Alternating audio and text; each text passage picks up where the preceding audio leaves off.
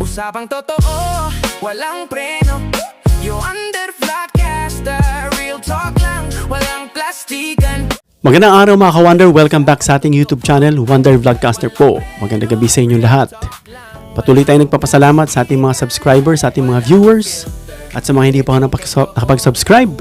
Libre po ang subscription, pindutin nyo po yung subscribe button, lalabas po yung bell icon, pag pindot nyo ng bell icon, piliin nyo po yung all. Marami pong salamat. Pag-usapan natin ito, kung naalala nyo mga ka-Wonder, nung nag-meltdown itong si VP Sara Duterte, naalala nyo na galit siya at pinagmumura niya. Of course, itong unang-una, itong si Martin Romualdez, former speaker, First Lady Araneta Marcos at si PBBM. Naalala nyo yung galit siya? Nasabi niya kung may mangyari daw sa kanya, wala naman, out of nowhere, parang bigla siya nagsalita as if parang may planong magtsugi sa kanya, mga ka-Wonder, no? Siguro isa yung cue, no, na para masabi niya ito, itong pag-hire, sinabi niya muna yon na pag may nangyari daw sa kanya, no, may nakausap na raw siya at pag may nangyari nga, tsugihin daw itong sila PBBM, First Lady Araneta Marcos at saka itong si Romualdez. No, at sabi niya, no joke, no joke. Pero parang lately, dinedeny niya, no, wala rin mapapala niya kung sasabihin niya yun kasi nahimasmasa na siya mga ka-Wonder. At ito nga po ay gagamitin sa kanya, no, bilang isa sa mga impeachable offenses niya. At sinasabi niya, parang ang dating mga ka-Wonder, parang ano mapapala niya, parang ganun, ano. Meron. Of course, pag nawala si PBBM, sino bang papalit? Ayon sa Constitution, ang papalit ay isang vice presidente. So, dun pa lang makikita mo na. Well, may tinatanong dito, no, at kumakalat, kamusta na ba yung sinasabing hired taga-tsugi o killer nitong si VP Sara Duterte? Yan ba iniimbestigahan? Kasi nga, kasama yan sa impeachable offenses niya, no? Yung threat na yan, grave threat. So, meron pong video rito, interview kay Attorney Melvin Matibag na siya ang director ng NBI. Panoorin at hiramin natin itong video ng News 5. At dito, sasabihin niya mga ka-Wonder, pakinggan at panoorin natin. Lahat, the National Bureau of Investigation at that time conducted investigation on that matter, yung sa threat po na ginawa ni Vice President Sara sa kay Presidente Bongbong at kay First Lady po at kay Speaker. So, inimbestigahan po yan, including po yung mga yung digital po, yung mga pronouncement po na nasa social media, tinignan po yan. And alam naman na po natin that there was a case filed by NBI before the National Prosecution Service of DOJ. So, that will cover testimony and we will also bring the documents at saka video recordings na pina-authenticate po sa National Bureau of Investigation.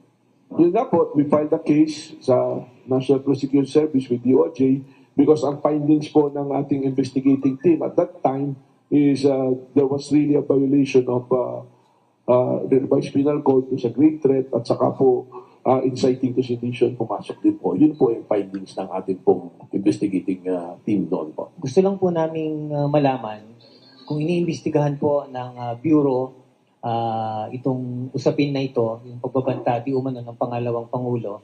Dumating ba tayo dun sa punto na natukoy natin kung sino yung sinasabi niya na kinontrata niya, na isagawa yung kanyang plano?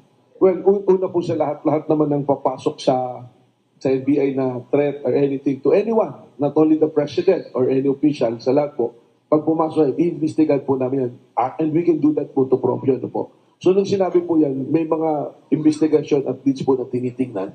Of course, as of now, hindi naman po na-identify. But that's one angle also, na kung may ganun, kailangan investigahan. Ano po? Sa katunayan, nag-submit naman ng counter-affidavit doon si Vice President at meron din siyang complaint. We follow that lead also. Tinitingnan din namin kasi meron siyang binabanggit na Oplan Romanov na sinasabi na Romanov yung parang sinasabi. So tinitingnan din po namin yun.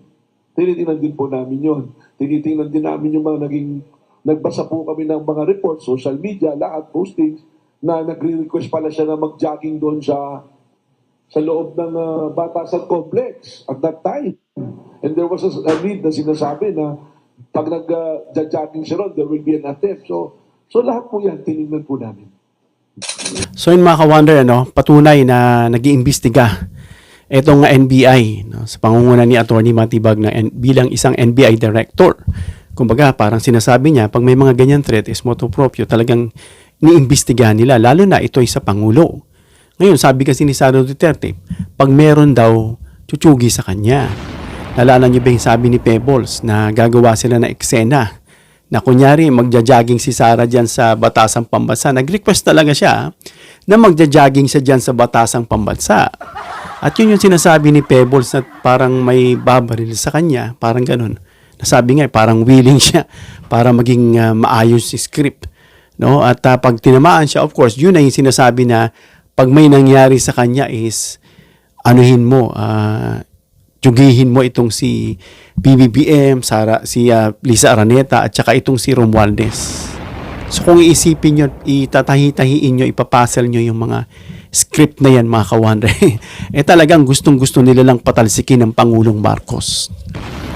So hindi nga siya napayagan tumakbo-takbo dyan. Marami naman tatakbuhan sa bagay, safe dun sa loob, Pwede naman siyang tumakbo dun sa ibang lugar. Sa bagay, safe naman dyan sa Batasang Pambansa dahil nga iyan ni Kongreso. Pwede rin sa Malacanang, di ba? Safety naman siya doon, di ba? Pero yun nga, hindi yata natuloy yung jogging-joggingan na yan, mga ka-wonder. At ito nga, sinasabi ni Attorney Matibag na iniimbestigahan.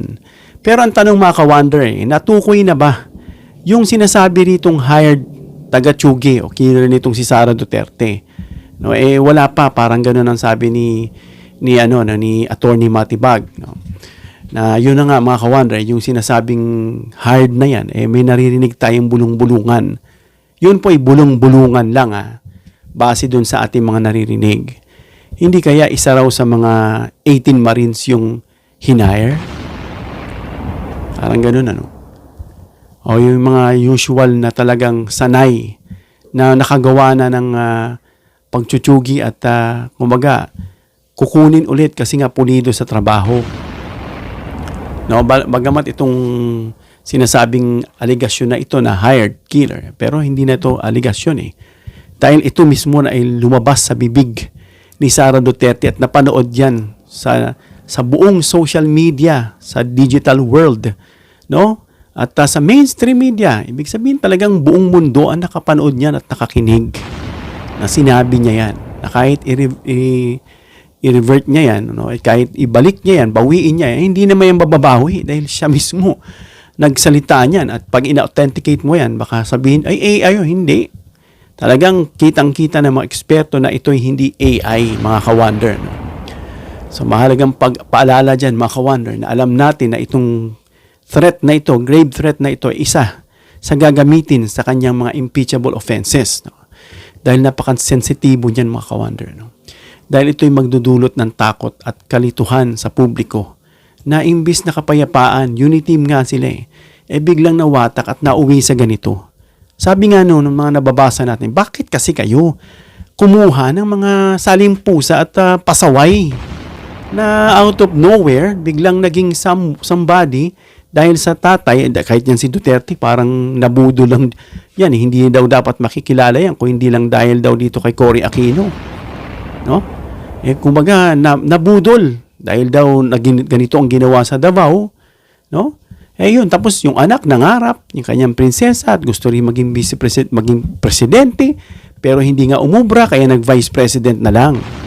At ngayon, nag-aasa maging presidente at ginagamit itong mga sinasabing mga political attack, malakas daw siyang contender, at siyempre gagamitin yung mga theatrical drama, yung tatay niya nandun sa dahig, inapi siya, maghihiganti, yung mga tinitignan nito mga didilis, na talagang akala mo nanonood sila ng isang telenovela.